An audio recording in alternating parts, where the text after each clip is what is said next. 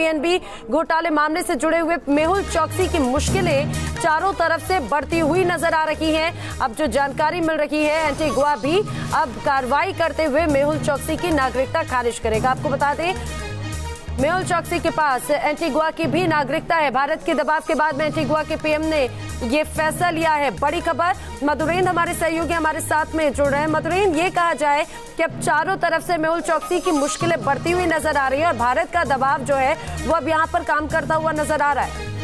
बिल्कुल शिकंजा कसता नजर आ रहा है मेहुल चौकसी के ऊपर, क्योंकि लगातार हमने देखा कि किस तरह से डिप्लोमेटिक कंसल्टेशन इंडिया और एंटीगुआ के बीच चलता रहा। भारत इस समझाने में एंटीगुआ को कामयाब रहा कि अगर आप मेहुल चौकसी को अपने यहाँ नागरिकता देकर रखते हैं तो जाहिर तौर पर इसका असर दोनों देशों के संबंधों पर पड़ेगा और अंतर्राष्ट्रीय मानकों के लिए भी ये बेहतर नहीं है। साफ तौर पर देखा जाए तो किसी फ्यूजिटिव को शरण देना एक तरह से अंतर्राष्ट्रीय जो कानून है उनको भी धज्जियां उड़ाता है। तो एंटीगुआ को बात समझ में आ गई है। एंटीगुआ के प्रधानमंत्री ने खुद इस बात को स्वीकार किया है कि उसके पासपोर्ट को रद्द किया जाएगा और एंटीगुआ में किसी भी तरह की नागरिकता मेहुल चौकसी को नहीं मिलेगी।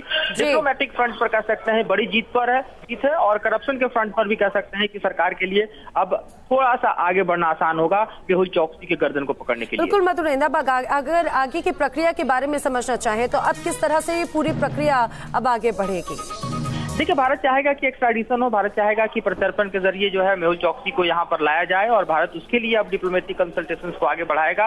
जाहिर तौर पर इसके लिए दोनों ही देशों के बीच जो है एक तरह से एक्स्ट्राडिशन की ट्रीटी जरूरी है, जिसको लेकर दोनों ही देश एक दूसरे की तरफ आगे बढ़ेंगे और भारत की पुरजोर कोशिश होगी, क्योंकि भारत में चुनी हुई दूसरी बार एस्टेब्लिश नरेंद्र मोदी की जो सरकार है उसके साथ संबंधों को साधने के लिए बेहद जरूरी है कि इस सरकार के लिए जो बदनामी के कारण बने हुए लोग हैं उनको शरणार्थी के तौर पर अपने यहाँ न रखा जाए। तो ये बात भी समझ में आ रही है उन तमाम देशों को जिन्होंने भी भारत के फ्यूजिटिव्स को अपने यहाँ रहने दिया है और एंटीगुआ ने जल्दी बात समझ ली। ये हम कह सकते हैं कि भारत के लिए बड़ी जीत है। बिल्कुल, जानकारी के लिए आपका शुक्रिया। तो भारत के लिए बड़ी जीत है और भगोड़ा मेहुल चौकसी अब चारों तरफ से घिरता हुआ नजर आ रहा है। पीएनबी घोटाले मामले में आरोपी है। फिलहाल ये कहा जा सकता है मुश्किलें और बढ़ेंगी चौकसी की।